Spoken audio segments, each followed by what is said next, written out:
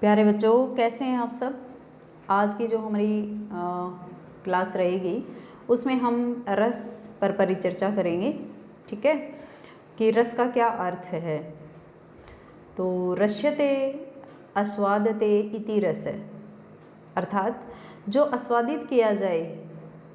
ठीक है, जो आस्वादित किया जाए और अथवा जो बहता है, प्रवाहित होता है, उसे रस कहते हैं। आज सामान्य व्यवहार में रस का प्रयोग चार अर्थों में लिया जाता है। अब जैसे एक रस शब्द है, रस शब्द का रस को जैसे ही रस शब्द हम सुनते हैं तो हमारे मन में स्वतः ही भाव आता है कि रस। तो ये रस भी जो है ये साधारण शब्द नहीं है। ये रस शब्द जो है हमारे भारतीय काव्य शास्त्र में रस को चार अर्थों में लिया गया है। ठीक है, तो आज हम इस पर परिचर्चा करेंगे विस्तृत रूप से। जो MA 3rd सेमेस्टर के जो विद्यार्थी हैं, परीक्षा की दृष्टि से उनके लिए बहुत ही उपयोगी है और साथ ही साथ में ये नेट और JRF के लिए भी उपयोगी है। तो आइए देखते हैं कि रस शब्द का प्रयोग कहाँ कहाँ होता है। देखिए, वनस्पति आदि पदार्थों से उत्पन्न, वनस्पति यानी जो पेड़ पौधे हैं हमारे, ठीक है, फल फूल हैं हमारे, उनसे उत्पन्न कटु तिक्त अम्ल आदि स्वाद में द्रव्य रूप रस है, यानी जिसको आप जूस कहते हो। ठीक है, आम का जूस, इस प्रकार के यानी वनस्पति आदि से पदार्थ जो हम द्रव्य रस बनाते हैं, द्रव्य रूप रस पहला उसके अंतर्गत बताया इन्होंने। दूसरा, चिकित्सा विज्ञान के विशिष्ट प्रयोगों से उत्पन्न औषधि रूप रस। हम आयुर्वेद में देखते हैं कि बहुत सारे रस के रूप में बनाया जाता है। ठीक है, एलोवेरा या जो भी एलोवेरा का रस, जो भी बहुत सारे मतलब चिकित्सा विज्ञान में ये बनाया जाता है, आंवला रस। तो इस प्रकार से ये चिकित्सा के क्षेत्र में हो गया। साधना समाधि आदि द्वारा अनुकूल ब्रह्मानंद का मुक्ति रूप रस।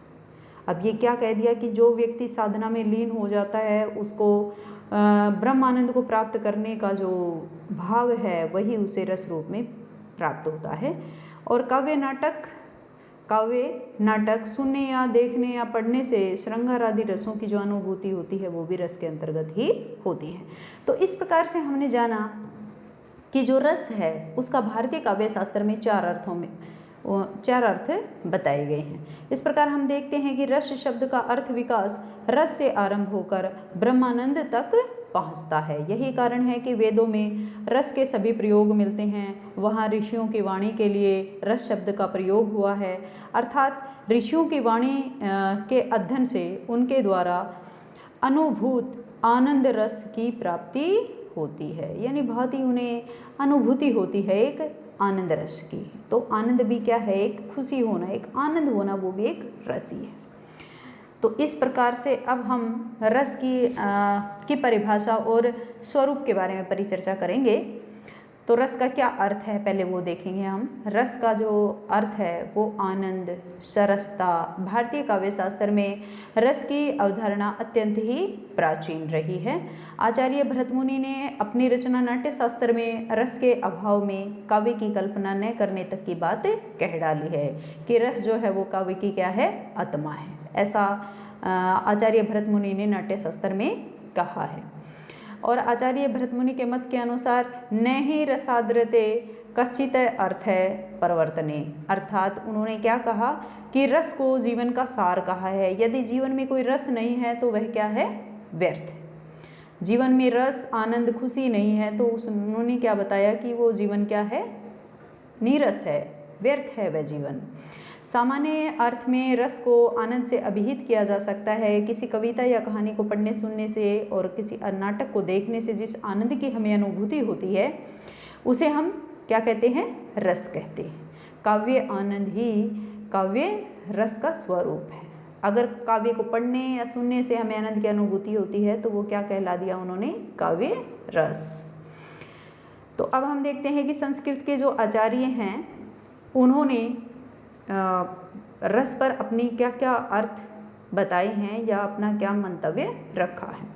सबसे पहले आचार्य भरतमुनि ने नाट्य शास्त्र में रस निष्पत्ति पर अपने विचार रखे। उन्होंने कहा विभाव अनुभाव व्यभिचारी संयोग रस निष्पत्ति।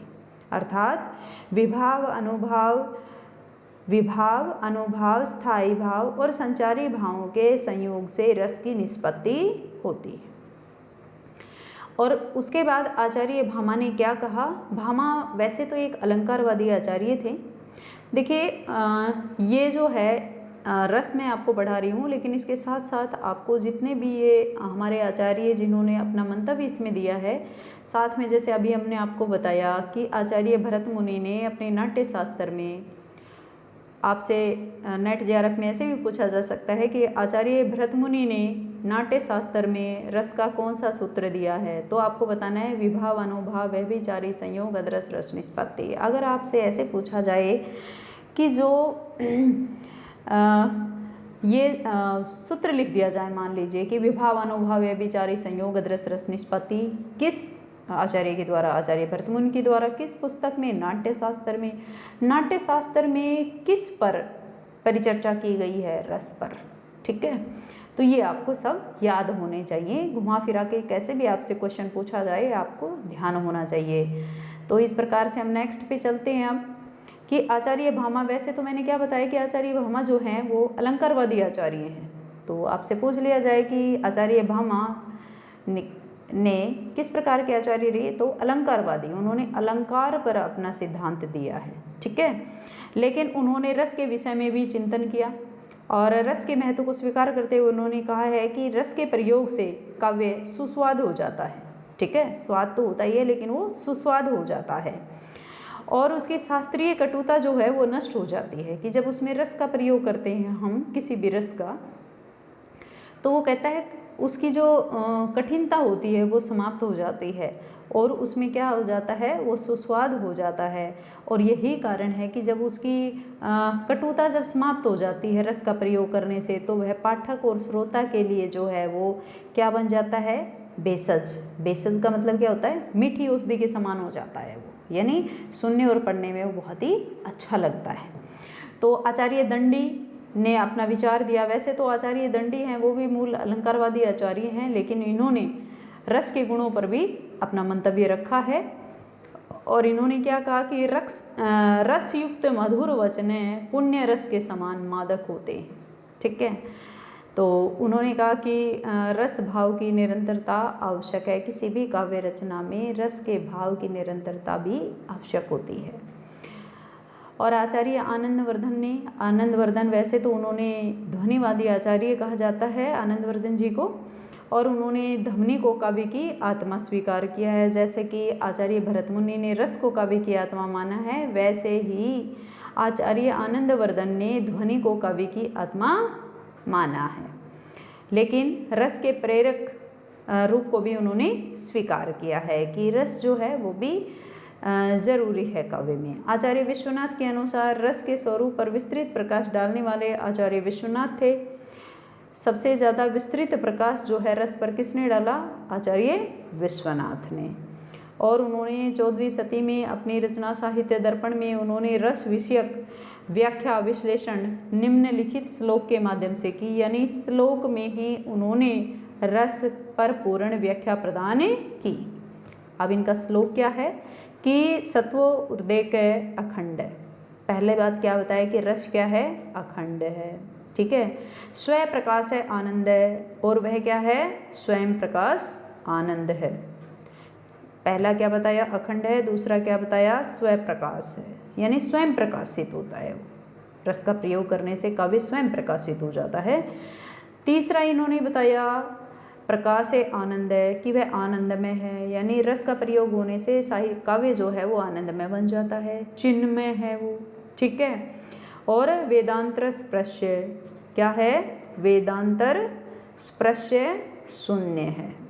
ठीक है, ब्रह्मानंद सहोदर है, और ब्रह्मानंद स्वाद, ब्रह्म स्वाद सहोदर है, ब्रह्मा के स्वाद के समान है। और अगला क्या बताया? लोकोत्तर चमत्कार है प्राण है। ठीक है, संसार का लोकोत्तर चमत्कार है प्राण बताया। किसचित है? प्रभाद्रभी। ठीक है, और अगला उन्होंने बताया स्वाकार कर भिन्न, कि अपने आकार से क्या है? वो अभिन्न है। ठीक ठीक है, इस दोहे में ये सारे ही निहित कर दिए हैं उन्होंने। अब देखते हैं कि उन्होंने रस जो है उसको अखंड बता दिया, स्वप्रकाश बता दिया, आनंदमय, चिन्मय, वेदांतर स्पर्श शून्य बता दिया, ब्रह्मानंद स्वाद सहोदर बता दिया, लोकोत्तर चमत्कार प्राण बता दिया, अपने आकार से अभिन्न होता है, ये भी उन्होंने कह दिया। तो अब हम एक एक करके इनको देखेंगे कि क्या कहना चाह रहा है इसके माध्यम से आचार्य विश्वनाथ जी। ठीक है, रस को क्या व्याख्या देना चाह रहे हैं वो, तो हम पहले देखते हैं रस अखंड कैसे बताया उन्होंने कि रस स्वतः पूर्ण है, यह न तो अधिक हो सकता है और न ही कम। ठीक है, अखंड का मतलब जो खंडित ना हो सके, जिसके टुकड़े ना हो सके, जो टूट ना सके। ठीक है, तो इन्होंने यही बात की है कि रस जो है वो स्वतः पूर्ण है, टुकड़े नहीं है उसके, स्वतः पूर्ण है, यह न तो अधिक हो सकता है और न ही कम। इसे कोटियों में विभक्त भी नहीं किया जा सकता है। प्रत्येक सहृदय को रस का आस्वाद समान रूप से होता है। कि मान लीजिए कि आपके सामने कोई सीरियल चल रहा है या आपके सामने कोई फिल्म दिखाई जा रही है, तो निश्चित रूप से जितने भी सहृदय हम किसे कहेंगे, प्रत्येक पाठक को तो हम सहृदय नहीं कह सकते, क्योंकि सहृदय वही होगा जिसको मान लीजिए जिस विधा का ज्ञान होगा। किसी को मान लीजिए कविता में रुचि नहीं है, कविता का भाव उसे समझ नहीं आता, तो उसको हम सहृदय तो नहीं कह सकते, क्योंकि वो उस आनंद की अनुभूति नहीं कर सकता। तो सहृदय उस विद्वान को कहेंगे जो उस विषय में अपना ज्ञान रखता है। तो है कि सहृदय को रस का आस्वाद समान रूप से होता है, और ऐसे जितने भी विद्वान बैठे होंगे, सहृदय पाठक जो बैठे होंगे, उनको समान रूप से उस नाटक का, या फिर हम ये कह सकते हैं उस फिल्म का, या फिर उस कहानी का, निबंध का सुनने से या देखने से समान रूप से वो जो है रस की प्राप्ति होगी। आगे उन्होंने बताया स्वप्रकाश है। कहता है जिस प्रकार से सूर्य को दिखाने के लिए सूर्य को प्रकाश दिखाने के लिए किसी अन्य साधन की आवश्यकता नहीं होती, कहता है उसी प्रकार रस भी स्वयं प्रकाशित है, इसे प्रकाशित करने के लिए किसी अन्य साधन की आवश्यकता नहीं होती। ठीक है, नेक्स्ट उन्होंने बताया कि रस जो है वो अपने आकार के अभिन्न रूप से है, आस्वादित किया जाता है, अर्थात सहृदय की निजी अनुभूति ही रस का रूप धारण कर लेती है। रस के आस्वादन प्रसंग में एक सहृदय की अनुभूति में किसी अन्य सहृदय की अनुभूति न तो सहायक बनती है और न ही उसे किसी भी रूप से प्रभावित कर सकती है। कहता है कि एक सहृदय है, उसके अंदर जो मन में भाव अनुभूति जागृत हुई है वो उसकी होगी स्वयं की, कोई दूसरा सहृदय उस अनुभूति को प्रभावित नहीं कर सकता, इसलिए वह अपने आकार में क्या होती है, अभिन्न रूप में होती है। ठीक है, और नेक्स्ट इन्होंने बताया कि रस चिन्मय है। अब ये चिन्मय कैसे है कि रस आत्मा के समान सचेतन अथवा प्राणमान आनंद है, वह निद्रा मदपान आदि से उत्पन्न भौतिक आनंदों के समान बिल्कुल नहीं है।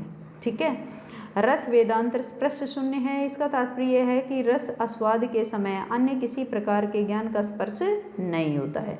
यानी जब भी आप थोड़ा सा काव्य बहुत ज़्यादा नहीं भी कोई पढ़ता है, और बहुत सारे काव्य प्रेमी भी होंगे जो इस वीडियो को देख रहे होंगे, तो जब भी हम देखिए कोई नाटक पढ़ते हैं, जिस भी विधा में हमारी रुचि है, नाटक, कहानी, उपन्यास, तो जब हम उसको पढ़ते हैं तो हम इतनी तन्मन्यता से उसमें खो जाते हैं कि हमारा मन करता है कि आगे क्या होगा, उसके एंड तक पहुंचने का हम प्रयत्न करते हैं, और हम इतने जुड़ जाते हैं ना उससे कि निश्चित रूप से हम उसे बीच में छोड़ना भी नहीं चाहते जब तक कि वो पूरा नहीं हो जाता।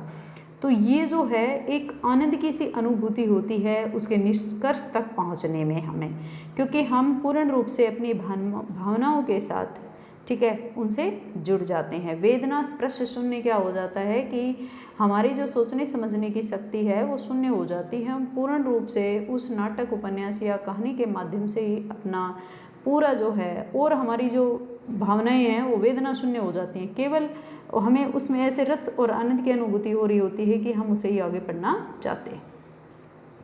उसके बाद उन्होंने कहा रस जो है वो ब्रह्मा स्वाद सहोदर है। ठीक है, कि रस द्वारा सहृदय लगभग उतना आस्वादन प्राप्त करता है जितना कोई साधक योगी ब्रह्म की प्राप्ति के लिए करता है। अब इन्होंने देखिए एक ब्रह्मा को प्राप्त करने वाले साधक और कहता है कि रस का आस्वादन करने वाला जो सहृदय या पाठक है, कहता है उसको भी उतने ही आनंद की अनुभूति होती है। लेकिन दोनों के आनंद की अनुभूति में फ़र्क होता है, क्योंकि ब्रह्मा के आनंद मिलन के आनंद को प्राप्त करने वाला जो योगी या साधक है उसका आनंद जो होता है वो स्थायी होता है, लेकिन जो रस का स्वादन कर रहा होता है उसका जो ब्रह्मा आनंद उसे जो प्राप्त हो रहा है एक प्रकार से, वो केवल तब तक ही है जब तक कि वो उस काव्य रचना को, नाटक को या कहानी को या निबंध को पढ़ रहा है।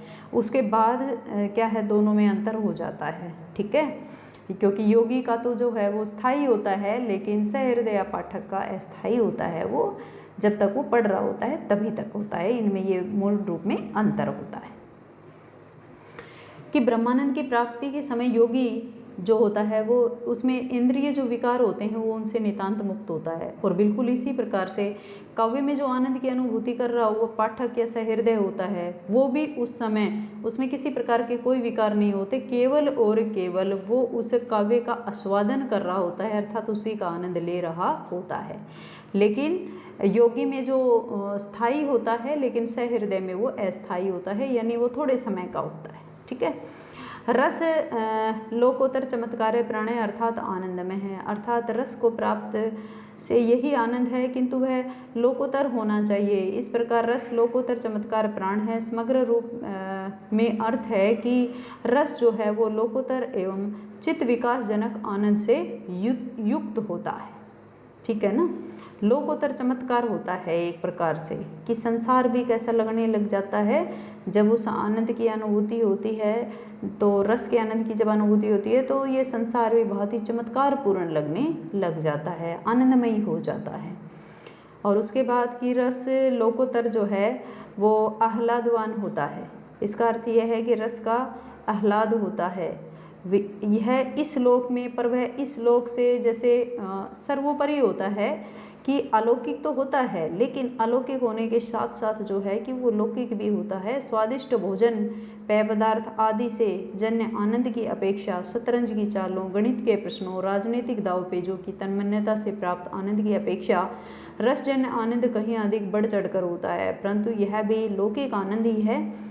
इसका प्रमाण यह है कि वेदांतर स्पर्श शून्यता नामक तत्व जो न केवल रस के लिए उपयुक्त अपितु उपयुक्त सभी लौकिक आह्लादों के लिए अनिवार्यतः उपेक्षित है। क्योंकि ये कहता है कि आनंद की अनुभूति तो सबको अपनी रुचि के अनुसार होती है। जैसे किसी को गणित के प्रश्नों को सॉल्यूशन करने में, या फिर किसी को राजनीतिक दावपेचों से आनंद की अनुभूति, किसी को शतरंज की चालों से हो रही है। लेकिन कहता है कि जो काव्य का एक आनंद होता है वो बिल्कुल अलग होता है। ठीक है, उसको पढ़ने से जैसे व्यक्ति वेदना शून्य हो जाता है, केवल उसी में डूब जाता है, तो कहता है कि उसकी जो तन्मयता होती है वो सबसे अलग, और उसका आनंद भी सबसे अलग होता है। अब ये तो हमने जाना कि आचार्य विश्वनाथ ने जो रस के विषय में अपना मंतव्य दिया था उसको एक एक करके हमने समझने का प्रयत्न किया। अब हमारे आधुनिक, ये तो हमने प्राचीन जो हमारी आचार्य, संस्कृत के जो आचार्य थे विद्वान, उनके विषय में रस के विषय में क्या कहा वो हमने जाना। अब हम आधुनिक जो हमारे विद्वान हैं उनमें से कौन रस के बारे में क्या कह रहा है ये हम थोड़ा जानने का प्रयत्न करेंगे। जैसे आचार्य रामचंद्र शुक्ल ने सबसे पहले ये एक मौलिक चिंतन के लिए जाने जाते हैं कि क्योंकि इनकी रचना में बहुत अधिक मौलिकता हमें प्राप्त होती है। आधुनिक कवियों में मौलिकता कमी देखने को मिलती है, बाकी जो आचार्य रामचंद्र शुक्ल हैं उनमें हम मौलिकता देख सकते हैं। तो इन्होंने की कविता क्या है, ठीक है, निबंध में हृदय की मुक्त अवस्था को रस दशा कहा है इन्होंने। और वे लिखते हैं कि जिस प्रकार आत्मा की मुक्त अवस्था ज्ञान दशा कहलाती है, उसी प्रकार हृदय की जो मुक्त अवस्था है वह रस दशा कहलाती है। शुक्ल जी ने पुनः कहा है कि लोक हृदय में लीन होने की दशा का नाम रस दशा है। लोक हृदय में, लोक माने संसार, कि संसार की प्रत्येक भावनाओं में जब व्यक्ति लीन हो जाता है और वह इस दशा में हो जाता है कि प्रत्येक व्यक्ति के दुख दर्दों को समझने का प्रयत्न करता है, तो कहते हैं निश्चित रूप से जो है उसकी जो दशा है वो भी रस दशा हो जाती है, उसको इसी में ही रस के आनंद की अनुभूति होने लग जाती है। तो यहाँ डॉक्टर नगेंद्र का मत क्या है कि प्राच्य और पाश्चात्य काव्य सिद्धांतों के तुलनात्मक अध्ययन करके अपना निष्कर्ष दिया है उन्होंने रस को आनंदमयी चेतना माना है और कि विषयानंद और ब्रह्मानंद के बीच की वस्तु है। काव्यानंद शुद्ध आत्मानंद नहीं है। आत्मानंद में जहाँ शुद्ध आत्म तत्व का योग है, वहीं काव्यानंद में भौतिक जीवन की भूमिका बनी रहती है। वो कहता है कि निश्चित रूप से काव्य से आनंद की अनुभूति तो हो रही है, लेकिन वो कुछ समय के लिए हो रही है।